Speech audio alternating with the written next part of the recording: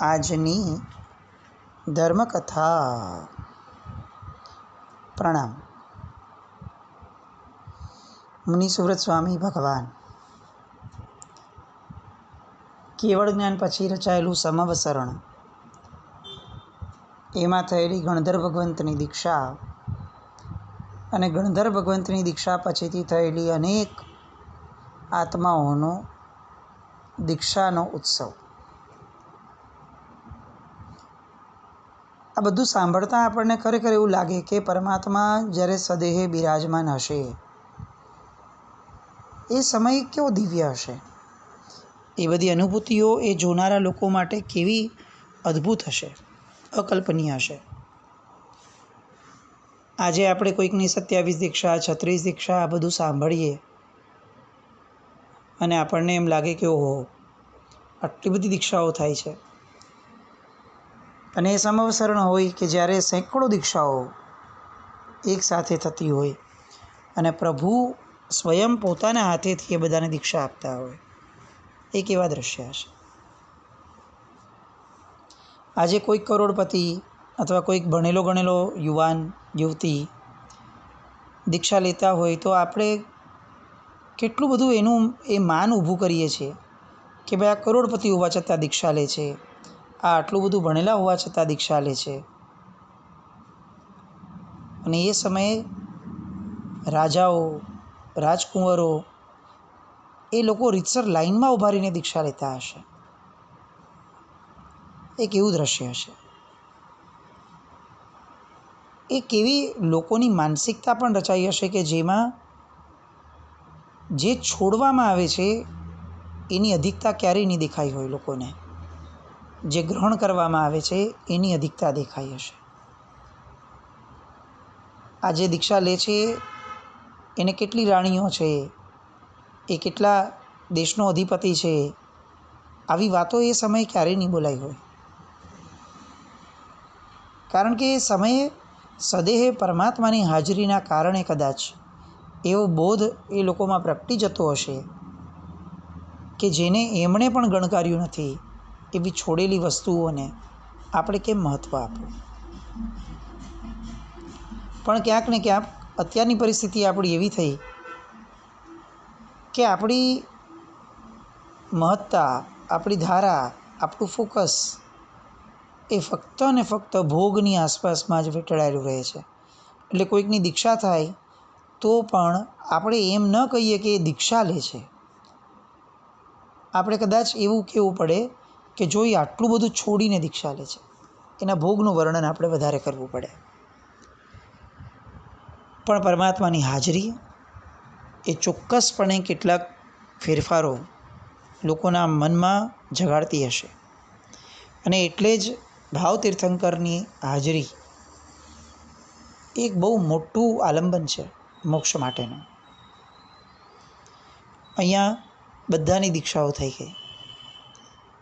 કદાચ એમ લાગે કે હવે પ્રસંગ પૂર્ણ કરવાનો આ ઉચિત સમય હશે અને એવામાં સુવ્રત રાજા ઊભા થાય છે અને પરમાત્માને વિનંતી કરે છે કે ભગવંત, આપે સર્વવીરતીનો કલ્યાણકારી માર્ગ પ્રરૂપ્યો.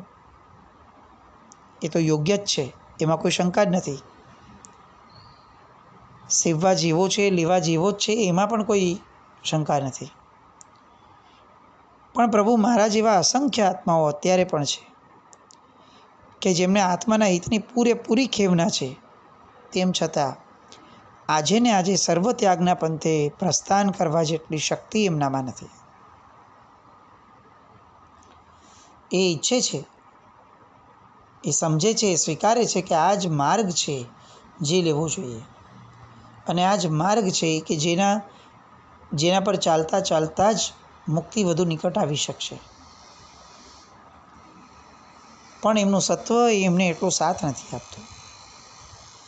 તો ભગવાન, અમારા જેવા મનુષ્યો માટે આપ ઘરમાં રહીને પણ આચરી શકાય એવો કોઈ માર્ગ ન બતાવી શકો? કેટલી વિનયપૂર્વકની અને વિવેકપૂર્વકની આ વિનંતી છે. એ સીધે સીધું કહી શક્યા હોત કે ભગવાન, હવે મને મારથી દીક્ષા નથી લેવાતી, તો મને મારો કોઈક ધર્મ આપો ને. બહુ સાહજિક રીતે આવું બોલી શક્યા હોત અને એમાં કંઈ ખોટું પણ ન હોત. પણ આપણે ત્યાં પ્રેઝન્ટેશન એને બહુ જ મહત્ત્વનું ગણ્યું છે. એટલા માટે નહીં કે ડેકોરેટિવ હોય તો સામાન્ય સારું લાગે, એટલા માટે કે આપણા પ્રેઝન્ટેશનના કારણે સામા વ્યક્તિના કશાયો, સામા વ્યક્તિનો ઉપશમભાવ એને એક બળ મળે છે. અને જેવું પ્રેઝન્ટેશન છે એવો એ ભાવ સામે એ તરત જ ઉપસી આવે છે. એટલે પોતાનું સારું દેખાય એટલા માટે પ્રેઝન્ટેશન સારું રાખવું એટલું નહીં, એવું પણ નહીં.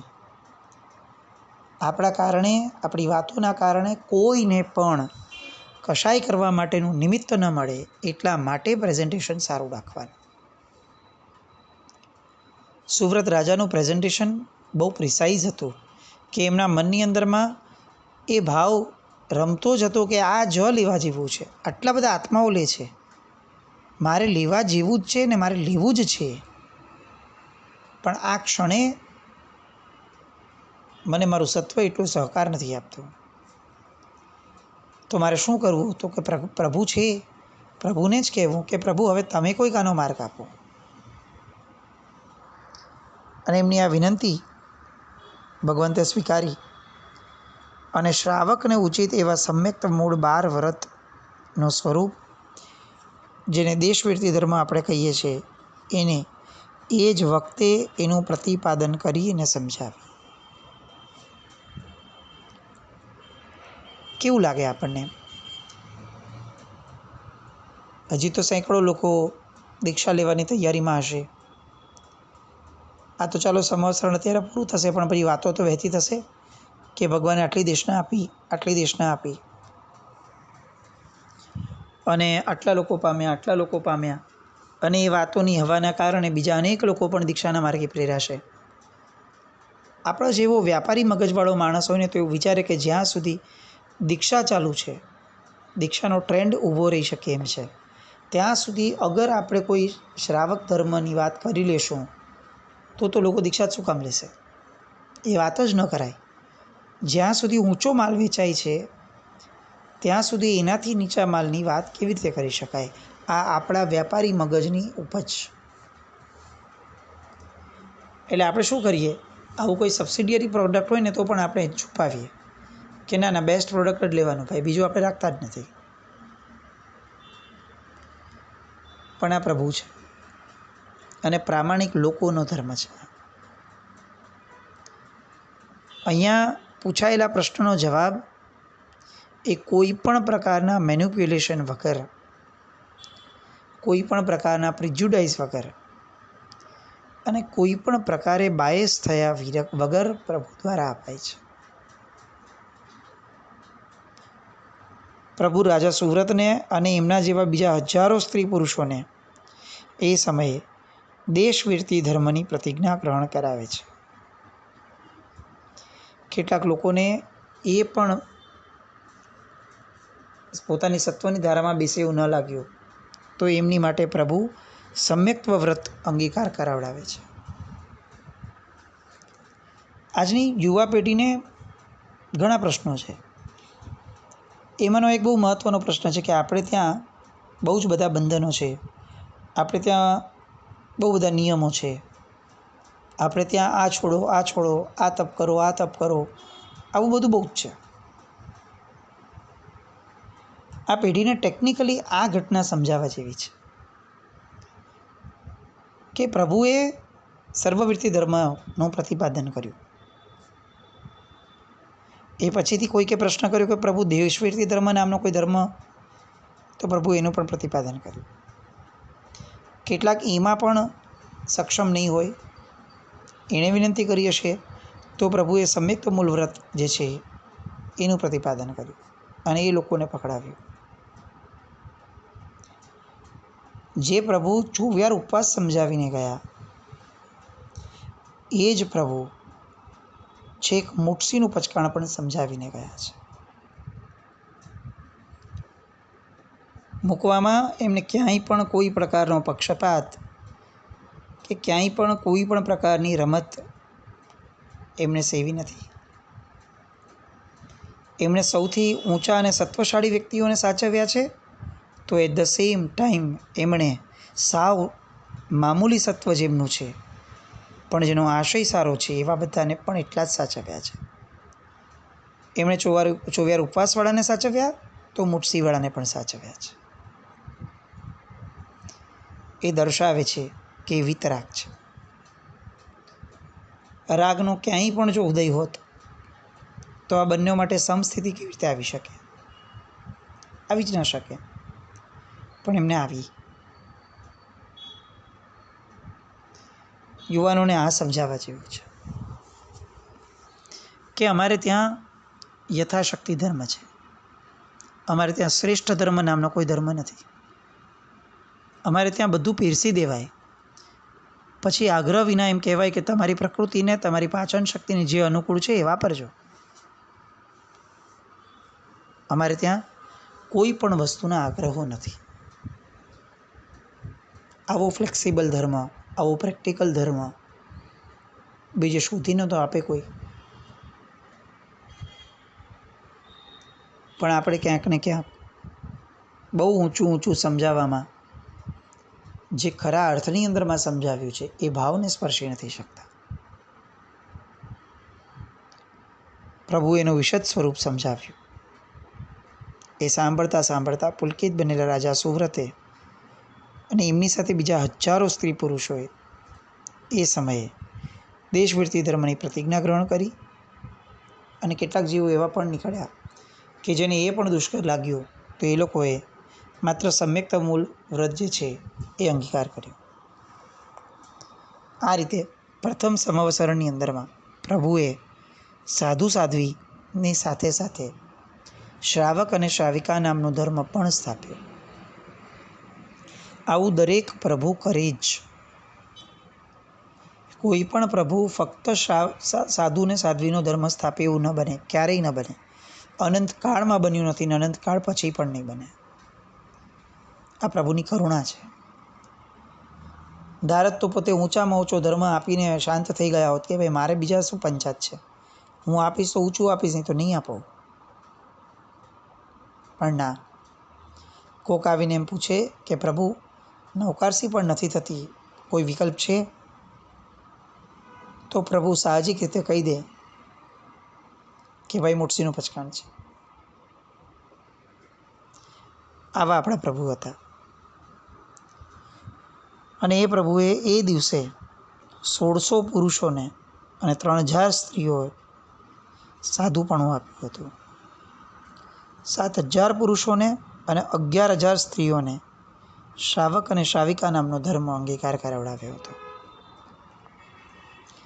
કેટલાય તિર્યંચો હતા એ સમવસરણની અંદરમાં કે જેમણે દેશવૃત્તિ ધર્મને સ્વીકાર્યો હતો. તો કેટલા બધા દેવદેવીઓ હતા કે જે વ્રતમાં તો આમે આવી શકવાના હતા નહીં, વૃત્તિમાં.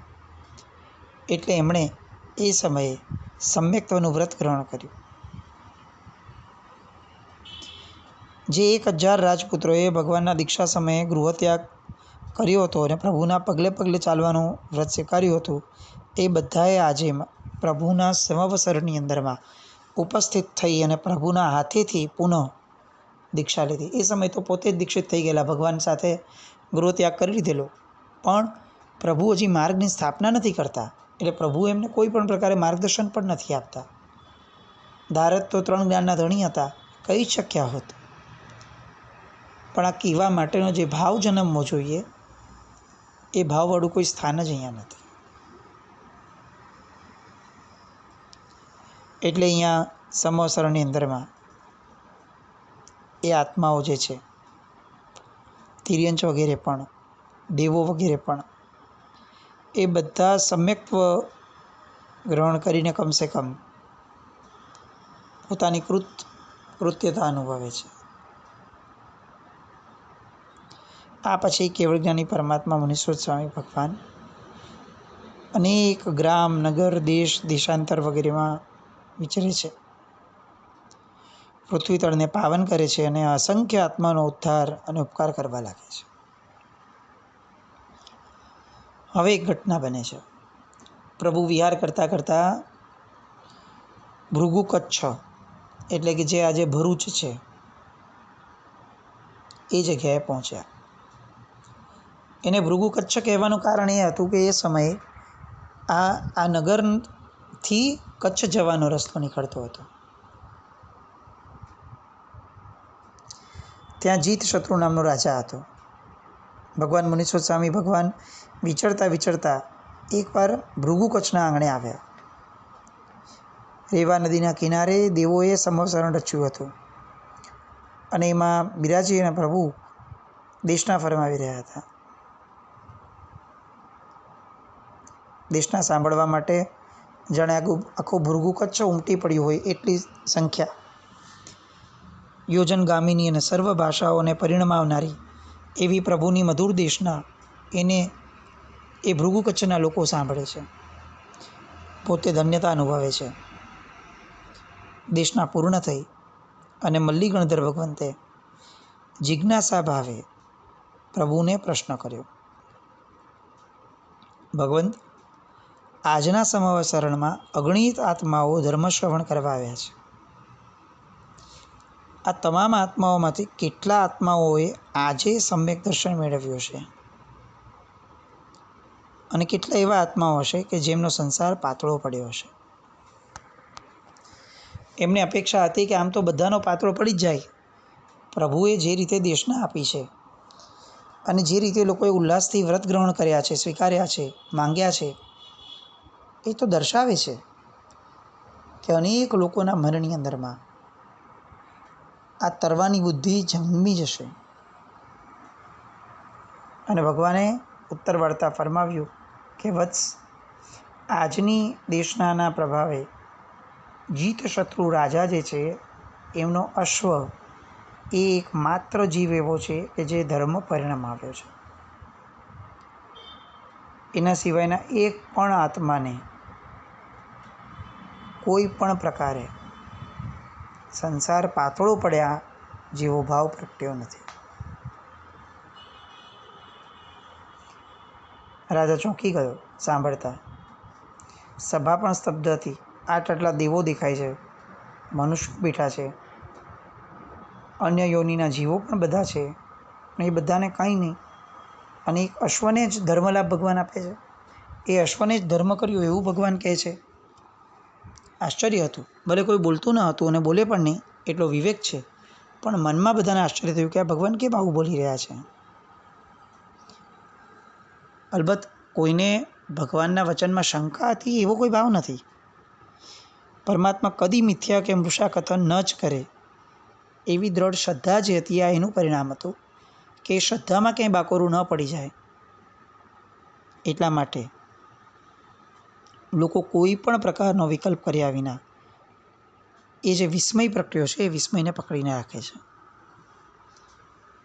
રાજાને એમ થયું કે જો ભગવાન કંઈ પુષ્ટિ આપે તો મારે એક વાત કરવી છે જે મને યાદ આવે છે.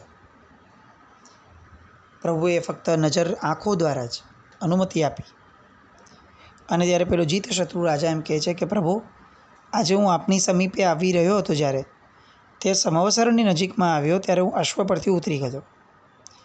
પછી ચાલતો પગથિયા સુધી હું આવ્યો ત્યારે અશ્વ પણ મારી સાથે એ જ હરોળમાં ચાલવા લાગ્યો હતો. આપની મેઘ ગંભીર વાણીનો ધ્વનિ અમને ત્યાં પણ દાદરા ઉપર પગથિયા ઉપર પણ સંભળાતો હતો. એ સાંભળતા અશ્વની આંખમાંથી સતત અશ્રુધારા વહેવા માંડી હતી. એના રૂવાડા ખડા થઈ ગયેલા હોય એવું મને દેખાતું હતું. આ બધી જ વસ્તુઓ મેં જોઈ છે.